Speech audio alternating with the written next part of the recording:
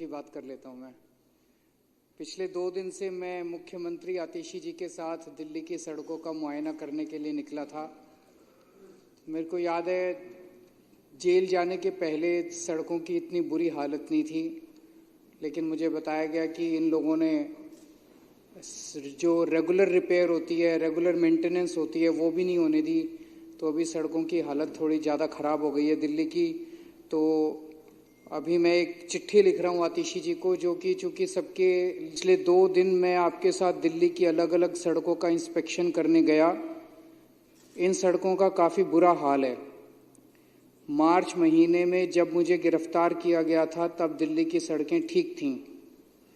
अभी कुछ दिन पहले मुझे इनका एक बड़ा नेता मिला। मैंने उससे पूछा कि मुझे गिरफ्तार को हमने डिरेल कर दिया, दिल्ली को हमने ठप कर दिया।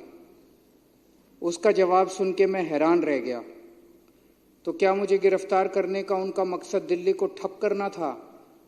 क्या उनका मकसद दिल्ली वालों को परेशान करना था? जनता के परेशान होने से कोई व्यक्ति या कोई पार्टी कैसे खुश हो सकते हैं? जाहिर है कि इनका मकसद था दिल्ली के काम रोक के आम आदमी पार्टी की सरकार को बदनाम करना, ताकि ये लोग दिल्ली के चुनाव जीत जाएं। कोई पार्टी वोट लेने की खातिर और चुनाव जीतने की खातिर इतना कैसे गिर सकती है कि 2 करोड़ लोगों की जिंदगी बेहाल कर दे? हम लोग ऐसे नहीं हैं। हम लोग राजनीति में जनता की सेवा करने के लिए आए हैं। अब हमें युद्ध स्तर पे काम करना पड़ेगा। दिल्ली के सभी रुके हुए काम शुरू करवाने हैं। इस बार बारिश भी बहुत हुई है, इस वजह से दिल्ली की कई सड़कें खराब हो गई हैं। कृपया सभी मंत्रियों और विधायकों के साथ सड़क पे उतर के एक असेसमेंट करवा लें कि कौन कौन सी सड़कें खराब हैं और उनका तुरंत रिपेयर शुरू करवा दें। हमें रात दिन मेहनत करनी पड़ेगी। दिल्ली के सभी रुके हुए काम चालू करवाने होंगे। दिल्ली के लोगों के साथ मिलकर उनकी सभी परेशानियों को दूर करना पड़ेगा। मैं 1 मिनट ये चिट्ठी आतिशी जी को देना चाहता हूँ। आप रुकिए।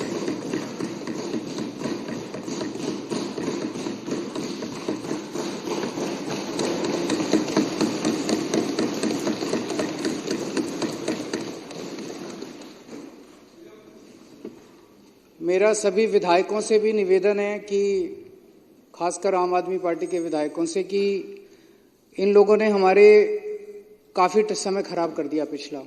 पहले मनीष जी को गिरफ्तार करके, फिर मुझे गिरफ्तार करके, और उसके पहले कोरोना हो गया था, उसमें काफ़ी टाइम चला गया था।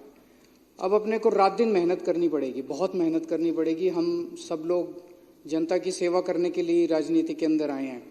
तो आने वाले कुछ दिनों के अंदर हमें ये सबकी ड्यूटी लगाई जाएगी। सबको रात को या सुबह अर्ली मॉर्निंग निकल के सड़कों का मुआयना करना पड़ेगा।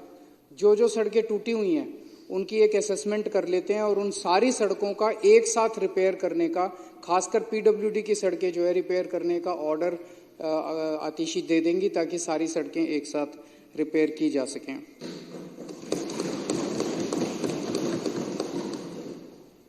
अब उस मुद्दे पे आते हैं जिस पे चर्चा चल रही है, ईडी और सीबीआई के। मैंने 4-5 दिन पहले मोहन भागवत जी को एक चिट्ठी लिखी थी। उस चिट्ठी में मैंने मोहन भागवत जी से 5 मुद्दों की बात की थी, और उसमें एक मुद्दा ये भी था कि जिस तरह से प्रधानमंत्री मोदी जी इस देश के सबसे भ्रष्ट नेताओं को ईडी और सीबीआई से डरा के या पैसों का लालच दे के दूसरी पार्टियों से तोड़ के अपनी पार्टी में शामिल कर रहे हैं, क्या मोहन भागवत जी उनसे सहमत हैं?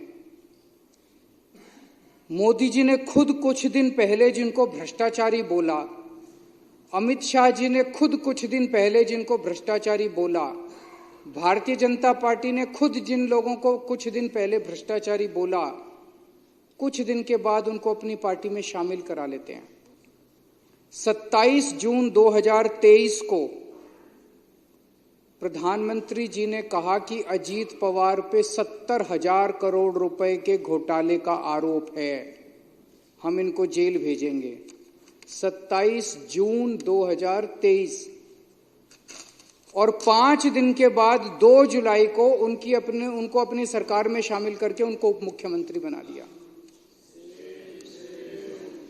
मैं इनसे पूछना चाहता हूं, कुछ शर्म आती है?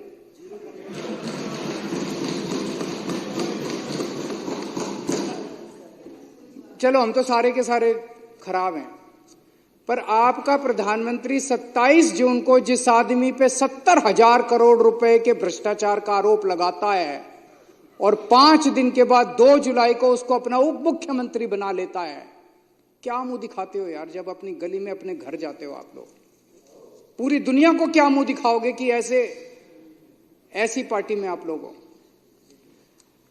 22 जुलाई 2015 को भारतीय जनता पार्टी एक वो निकालती है असम के अंदर, उसमें कहती है कि हेमंत बिश्व शर्मा बहुत बड़ा भ्रष्टाचारी है। 22 जुलाई 2015 को, और एक महीने के बाद 23 अगस्त 2015 को उसको अपनी पार्टी में शामिल कर लेते हैं।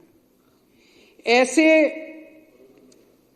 25 नगीने हैं मोदी जी के, हीरे हैं जो चुन चुन के मोदी जी ने दूसरी पार्टियों से इकट्ठे किए हैं।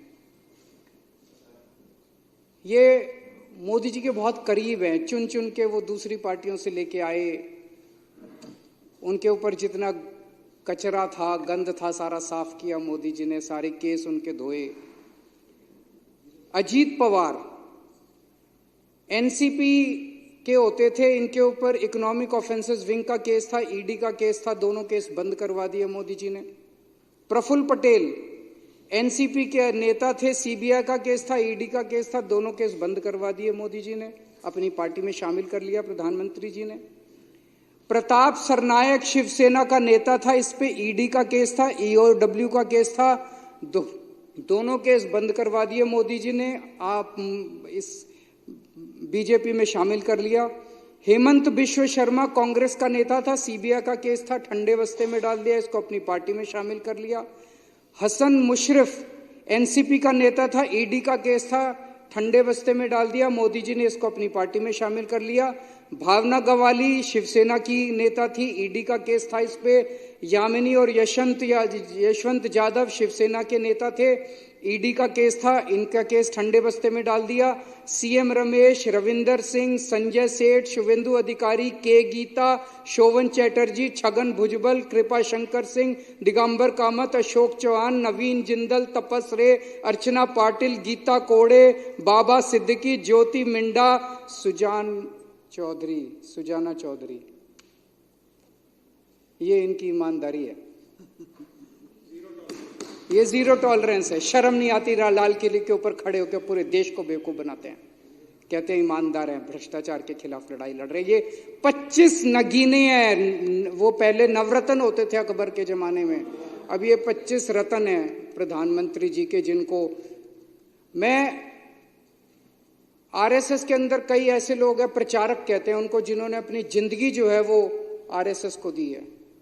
वो जब घर घर जाते होंगे, क्या कह के वो जनता का सामना करते होंगे कि जिस आदमी को प्रधानमंत्री ने 2 दिन पहले कहा कि 70,000 करोड़ का घोटाला हो गया, सारे बीजेपी वाले, आरएसएस वालों ने व्हाट्सएप ग्रुप पे उसको भेजा लोगों को कि 70,000 करोड़ का घोटाला, आज प्रधानमंत्री ने 5 दिन बाद उसको अपने यहाँ शामिल करके उसको उप मुख्यमंत्री बना दिया। क्या शक्ल दिखाते हैं ये लोग?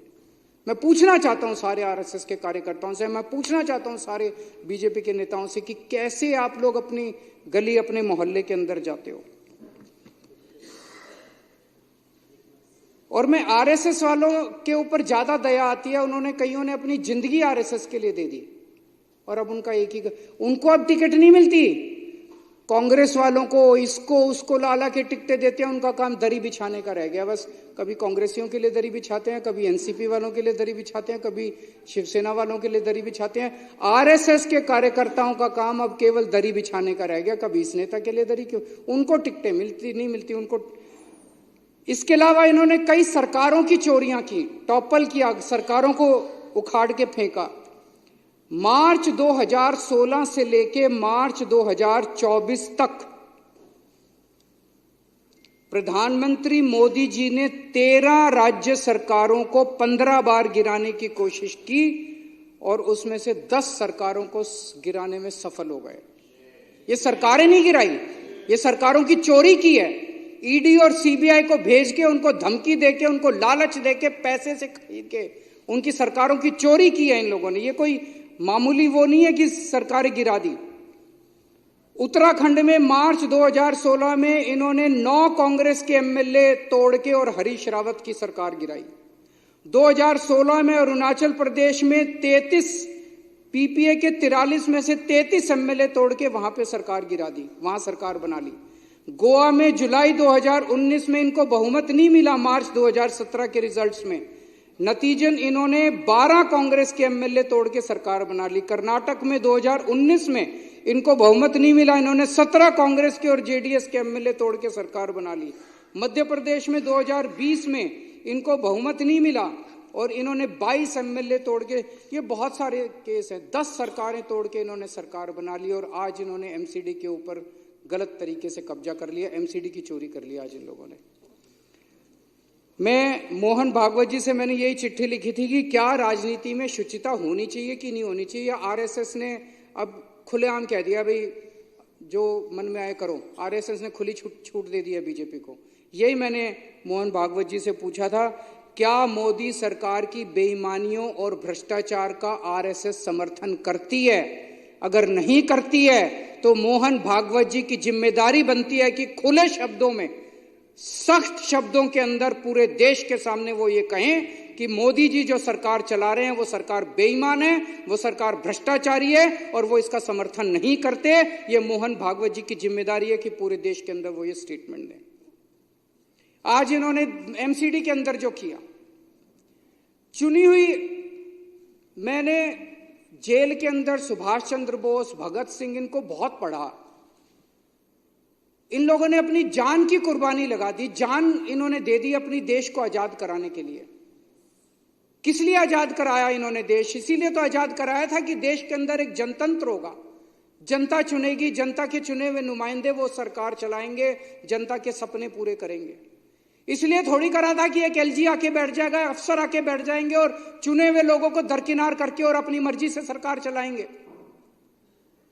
दिल्ली के लोगों ने एक मेयर को चुना, दिल्ली के लोगों ने काउंसलरों को चुना, दिल्ली के लोगों ने एक सदन को चुना, एमसीडी को चुना, दिल्ली नगर निगम को चुना और उनको कहा भाई अब आप दिल्ली की व्यवस्था चलाओ, दिल्ली की नगर निगम को चलाओ।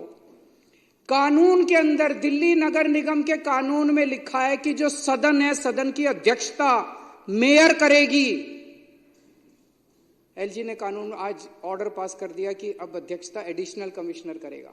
कल आपको भी हटा देंगे, कल लोकसभा स्पीकर को भी हटा देंगे, वहां पे लिख देंगे अब होम सेक्रेटरी जो है लोकसभा की अध्यक्षता करेगा, राज्यसभा की अध्यक्षता अब जो है वो डिफेंस सेक्रेटरी करेगा। ये क्या हो रहा है इस देश के अंदर? क्या इसीलिए हमारे देश के स्वतंत्रता सेनानियों ने अपनी जान गंवाई थी? खत्म कर दिया जनतंत्र इन लोगों ने। एलजी दिल्ली चलाएगा और एडिशनल कमिश्नर जो है वो नगर निगम की अध्यक्षता, कानून के अंदर लिखा है कि मेयर अध्यक्षता करेगा, कानून के अंदर लिखा है कि मेयर ही कॉम्पिटेंट है नगर निगम की, कॉरपोरेशन की, सदन की मीटिंग बुलाने के लिए। कब मीटिंग बुलाई जाएगी, किस दिन बुलाई जाएगी, कितने बजे बुलाई जाएगी, ये मेयर तय करेगा। जैसे आप तय करते हैं, अध्यक्ष तय करता है कि मीटिंग किस दिन होगी, एडजर्न होगी, नहीं होगी, किस दिन होगी, ये मेयर तय करता है। एलजी ने कर दिया, कमिश्नर ने कर दिया। उसमें लिखा हुआ है कि 72 घंटे का नोटिस दिया जाएगा। कोई नोटिस, कल रात को 10 बजे नोटिस निकाल दिया कि आज 1 बजे, उसमें कोई कानून के अंदर उनको पावर ही नहीं है, ना कमिश्नर को पावर है, ना एलजी को पावर है। तो गुंडागर्दी मचा रखी है। उसके अंदर लिखा है कि नोटिस जो है सबके घर भेजा जाएगा। किसी के घर नोटिस नहीं पहुंचा आज, किसी के घर एक व्हाट्सएप कर दिया, व्हाट्सएप आधों को मिला, आधों को नहीं मिला, आधे दिल्ली के बाहर हैं। ये क्या, ये चुनाव कराया इन लोगों ने? तो आज इन्होंने एमसीडी की चोरी की है जो कि पूरे देश के सामने है और ये इसकी हम सख्त निंदा करते हैं। एक चीज और बहुत जरूरी है, सब लोगों को मैं आगाह करना चाहता हूं। ये लोग जानते हैं कि ये लोग दिल्ली हार रहे हैं, बुरी तरह से हार रहे हैं। अब जो मेरे को पता चला है, इन्हीं के नेताओं ने मेरे को बताया, इनके नेताओं ने मुझे बताया कि बहुत बड़े स्तर पे आम आदमी पार्टी के वोट काटने का और फर्जी वोट डलवाने का काम इन लोगों ने शुरू कर दिया है। इन लोगों ने हर कॉलोनी में कुछ पेड एम्प्लॉइज रखे हैं, वो पेड एम्प्लॉयज घर घर जा रहे हैं, सब लोग समझ लेना, वो घर घर जा रहे हैं, उनसे पूछ रहे हैं आप किस पार्टी को वोट देते हो जी, किस पार्टी के हो। अगर कोई गलती से कह दे आम आदमी पार्टी का हो तो उसका वोट कटवा देंगे। तो एक तो मैं दिल्ली की जनता को कहना चाहता हूं कि रोज इलेक्शन कमीशन की वेबसाइट पे जाके अपना वोट चेक कर लेना कि वोट कटवा तो नहीं दिया किसी ने। दूसरा, अगर कोई आपके घर पूछने आए कि आप किस पार्टी को वोट देते हो, आप कह देना बीजेपी को वोट देते हैं, फिर आप सेफ हैं, फिर आपका वोट नहीं कटेगा। आप झूठ बोल देना बीजेपी को वोट देते हैं, फिर आपका वोट सेफ है, आपका वोट नहीं कटेगा। और डेली अपने वोट चेक करना। और सारे मैं विधायकों को भी कहना चाहता हूं कि अपने अपने विधानसभा के अंदर जितने बूथ लेवल के आपके वॉलंटियर्स हैं उनको आगाह कर दीजिए, डेली बेसिस पे चेक करें किसका वोट कटा, किसका वोट डला, वो ठीक डल रहे हैं, गलत डल रहे हैं, इसके ऊपर अपने को निगाह रखनी है। और इतनी बुरी राजनीति मैंने कभी नहीं देखी थी। मेरा तो छोटा सा राजनीतिक जीवन है, मैं तो 10-12 साल से ही राजनीति में हूँ, लेकिन इतनी बुरी राजनीति मैंने देश के अंदर कभी नहीं देखी थी।